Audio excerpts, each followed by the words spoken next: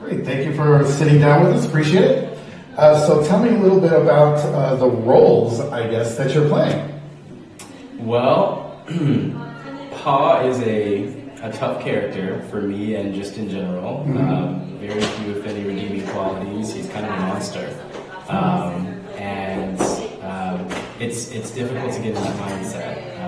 You're an abuser who abuses your children, basically, produces children that you give off, and somehow through serendipity they make their way back to your child somewhere later in life. But he never really redeems himself from that. So that's a tough mentality to get into. But then again, that's kind of the show. It's dark before it's light. Right. Now, is that something that appealed to you about this role, or the show as a whole? What's something that drew you to the show itself? I think first and foremost, it's rare in theater in general and LA musical theater to be able to do a show with predominantly full black cast. And I think that was just exciting. I don't know how many opportunities I'm going to have to do that, so I came running. And I know the show reasonably well, and I got to see it in DC years ago. And there's some great iconic music, great performances that have been on the Broadway stage and at the regional and touring level, and then there's those iconic characters that we met in the 1984 version with Steven Spielberg and Oprah and Whoopi Goldberg and all of that. So I think that Danny Glover. I think there was an opportunity for me to continue just in my own journey of acting and performing, to get to work on something so iconic, and to be able to collaborate with people that look like me in a setting where it's usually a few of us in the room. So it was exciting from that standpoint. Is this maybe one of your favorite musicals, or what is your favorite musical, or do you even have one? Oh, of course. I've got a whole tier, please. Oh, good.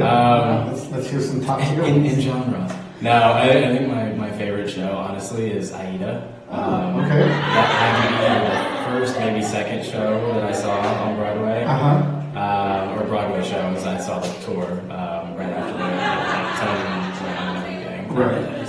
Couldn't have been more than 10 or 12, something like that. Saw Lion King and others, but for some reason Aida, there was something about it. I think it was the staging of it, the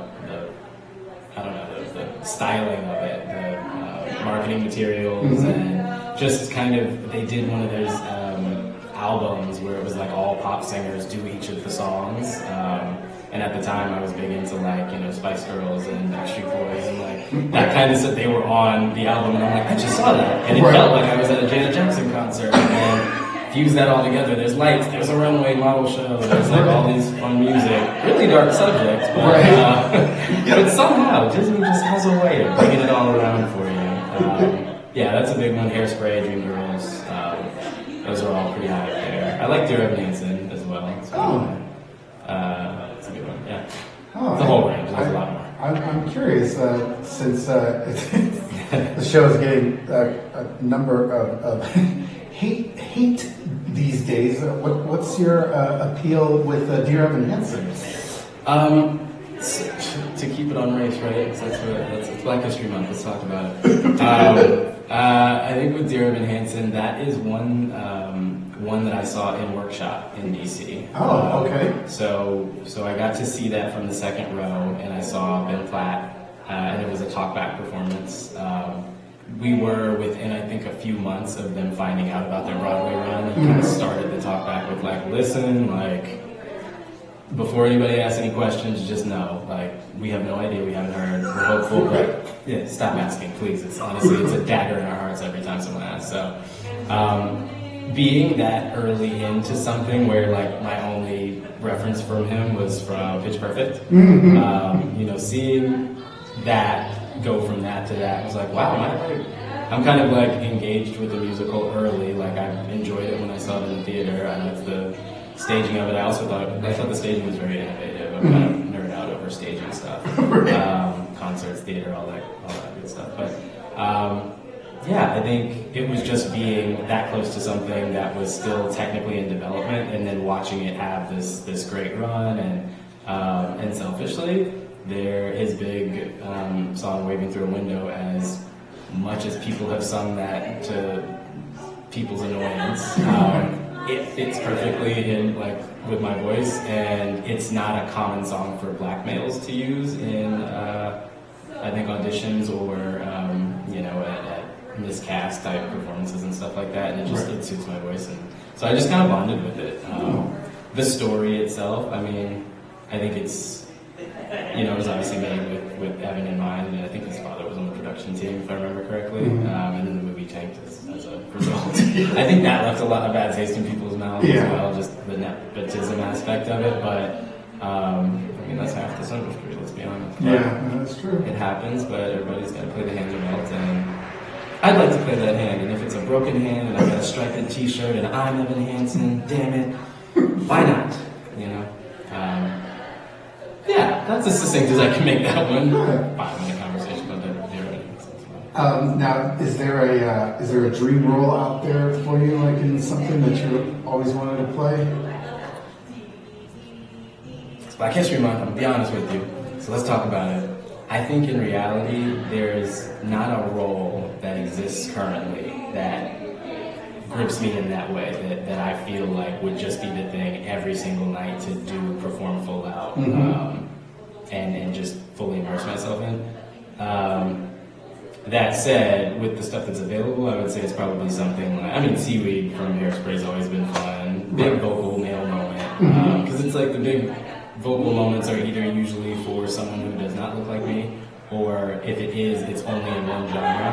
Right. And that can feel stifling. Don't get me wrong, I love blues and jazz and R&B and all of that, but when you're coupling that with storytelling, and there's only been so many stories in these niche categories that get made, it leaves some desirability from somebody like me to see a bit more. I think another one would be like Billy Flint in Chicago. That's a fun one. But I think realistically, if I could cobble together something that would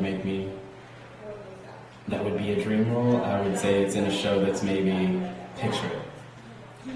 If you took stylistically Dear Evan Hansen and A Strange Loop, Love that show.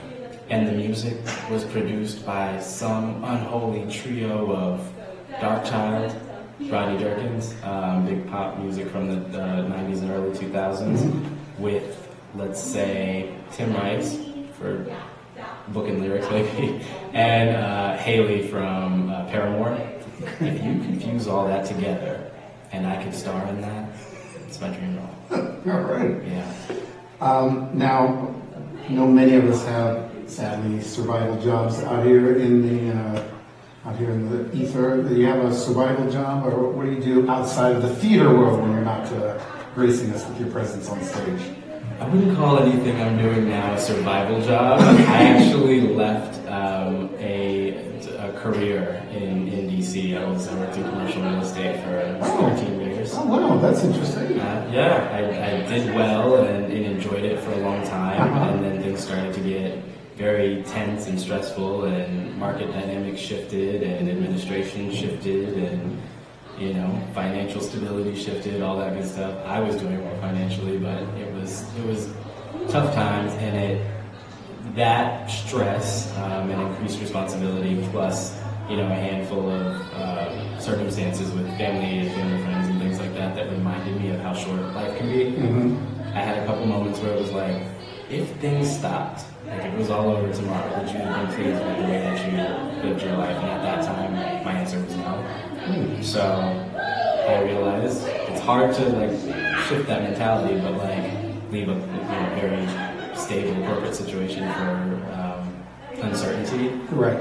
I took that opportunity to take a little break and travel, and I ended up moving out here and reconnecting with performance, which is something that I did when I was younger and loved, but was not a viable option from my family and background and stuff like that. It was kind of that's something you do for fun. And then I couldn't do it for fun when I was, 24/7 in a very intense career.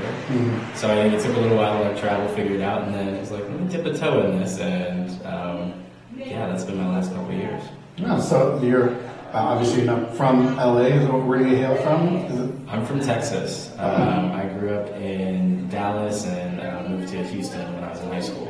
Oh wow! My grandfather was from Fort Worth. So Yeah. From a very... suburb called Flower Mound. It's like right north of Dallas, northwest of Dallas. So it's like Fort Worth, Dallas, right there. Wow! And then so you moved out to LA because you wanted to be an actor, or you just moved out here just to move out here and then figure it out?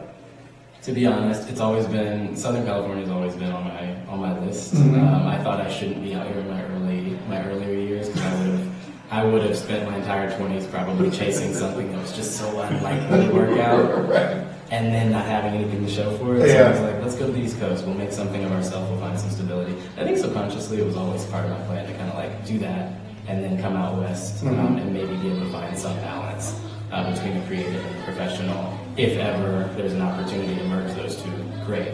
But not knowing what that looks like. So it was kind of in the back of my mind. My mother is working in the Bay Area. I don't love the Bay Area, but she had been having some like health issues, and she and my father go back and forth between Houston, where like their house is, and then they have a place in the Bay Area for her to work, and then she flies back and forth. But with her health kind of in flux, I started to kind of feel a pull out west while I'm sort of disenchanted with DC and the way that it's changed in the last handful of years, and just the stress of what I was going through at the time. That kind of pulled me out that way, and fortunate that I got out there when I did, because within like 6 months she had like a series of like back-to-back health issues that required like surgery, recovery, and all that stuff, and I was free and able to like be there, and I became a caregiver. Nothing like sitting in a hospital for months, realizing like, okay, when I do get the opportunity to get back to it, what's the to it? What do I want to do? Yeah. And it was just kind of like, well, let's take to the stage and see if we can do something. And I finally stopped making excuses for myself when I saw a posting for Best Little Whorehouse in Texas, where I went to Texas A&M, and there's the famous like Aggie scene and everything. I was like, okay, I don't know how many more signs you need. Like, if you're gonna get back into musical theater, like, is this the opportunity? And I went for it and got it and had a blast, and it was kind of like, okay, so what now? And that's me reconnecting with it. So, is that what drew me out here initially? Not officially, but subconsciously, probably. Right. Yeah.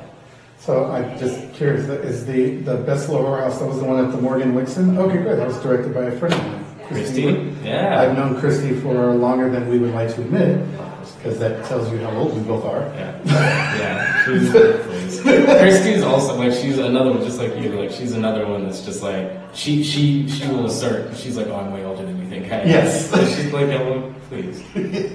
Much younger than I believe, but I never committed it to memory. You're as young as you feel in love. So it's kind of like the last question. Well, you know what? Hold on. Before that question, since you were a commercial real estate person, I just have this again. Will probably date myself, and you might not know the movie, but you might. Oh, I bet I do. So, how close to reality is the movie Strictly Business? Okay, I thought you were going to say like Wall Street, Money Slaves, well, that, to fail, or something like that. No, we're going to Strictly Business because he was a commercial real estate guy. I have not seen Strictly Business. Oh my God! Well, we'll go home and do it now. Well, who's in it? Oh, it's Joseph Phillips. It was the husband on the Cosby Show for Denise Huxtable, for Lisa Bonet. So it's that guy. Yeah. And Tommy Davidson. It's the first, if I remember correctly, it's the first starring role with Halle Berry. She was the love interest in the movie. I've seen a picture of it, but why did I never see it? I'm pretty big into pop culture, big in old movies and stuff. Like, I'm surprised I haven't seen it. I wouldn't have been drawn to it. Yeah, I think, if I remember correctly, I think it came out in like 91, maybe 92, like right in that little, it was early 90s. Okay. Comedy, dramedy. It's a more serious. I mean, it's a romantic comedy, but you know, it's a little ridiculous. Sure. Oh, Samuel Jackson is in it too. I just remembered. What is he not in? Yeah, that's true. That's true. And again, this was one of the earlier roles because he had hair. Yeah. Hair, no wig. Wow. Yeah. Pulp Fiction, and well, then it was just bald after that. Right? Anyway, so the last question I want to ask is, why should someone come see this production of this show? Well, one, support local theater, support live theater. Two, it's so common for people to be familiar with the original Color Purple. So many people have not seen the stage version or a musical version of it. A lot of people were surprised at the theater when they learned that the remake, well, it's not a remake, but the most recent iteration of Color Purple was a musical. Right. And honestly, they poured so much into that stage production and the film. There's some really good stuff there. There's some great emotional moments. There's some great musical moments and great choreography. I mean, Katie put her whole foot off in this stuff, and we were all very excited to, audition for this just because we saw the choreo just looks so fun too. So, generally speaking, you're going to see joy on parade during this production, and while there are some tender and some tough moments in the show. Ultimately, it's joy, Black joy. Come down and support Black joy this Black History Month. Come on down to the theater. Yeah. Great, thank you so much. Appreciate it.